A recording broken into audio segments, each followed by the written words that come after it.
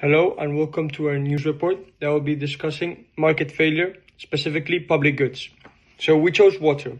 Water is often considered a public good, but what does actually a public good mean?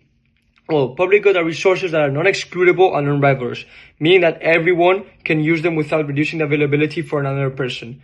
I think water fits the definition because it's vital, shared, and indispensable.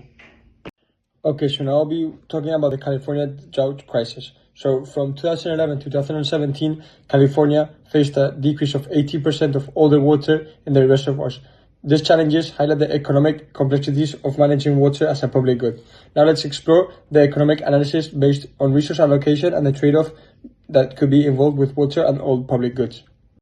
California is in crisis. For years, water has been mismanaged. But this isn't just about climate change, this is a clear example of market failure, and here's why.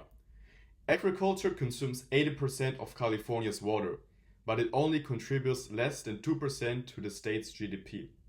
Why? Because water is underpriced. Farmers have little financial incentive to conserve it, even during droughts. Take almonds for example. They are a high revenue crop that requires over a gallon of water per unit.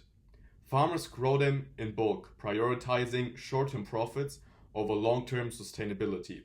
Meanwhile, urban residents face skyrocketing water bills and strict restrictions. Some households now pay over $300 a month but only use a fraction of the state's water. This is a tragedy of commons. Without proper regulations, groundwater is being depleted at an alarming rate, leaving less for future generations and threatening the Californians' ecosystem.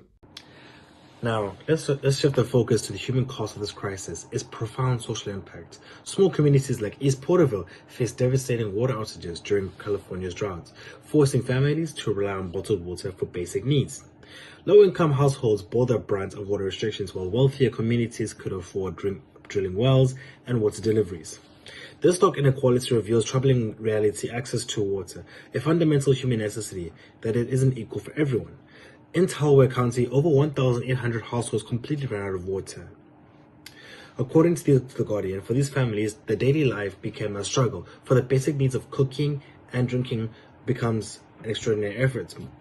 Statewide reports that California Department of Water Resources revealed that over 1 million Californians relied on unsafe drinking water at the height of drought, with marginalized communities hit the hardest. These examples highlight the urgent need for inequitable water management to ensure no one is left behind in times of crisis. To begin with, the drought crisis in California had a severe impact on its environment as a whole, and specifically the aspect of biodiversity and its ecosystems. Now, land subsidence was at an all-time high within these years of the drought crisis.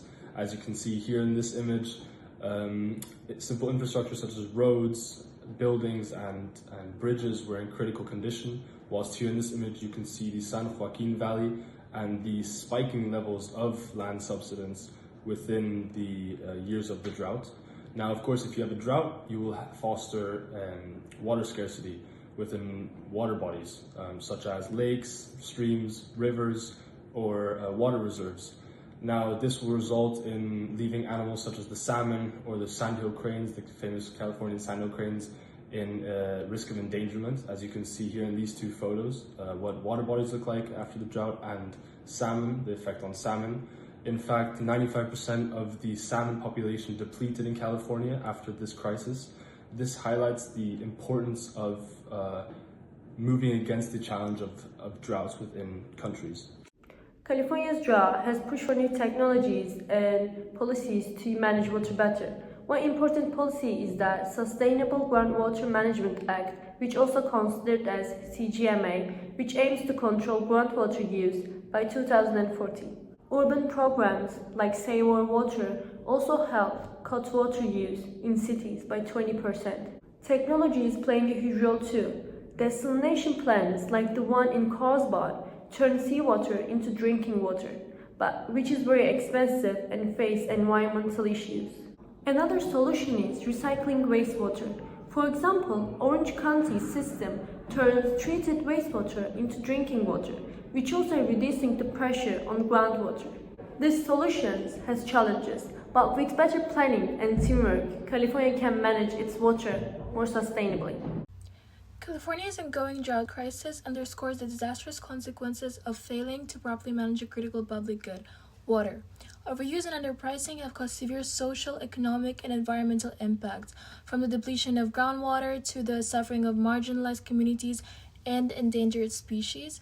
The staggering toll on both human lives and ecosystems highlights the urgency of addressing this issue. But this crisis is not unique for just California, it is a warning for the entire world. The time to act is now. Governments, industries, and individuals must come together to adopt sustainable water management practices, from conservation efforts to technological innovations. California's experience shows that when we fail to respect and protect our water resources, the consequences are far-reaching. We must ensure that the water we share today is available for our future generations. Sustainable management of this precious resource is not just a choice, it is essential for our survival. Let's take responsibility and act before it's too late.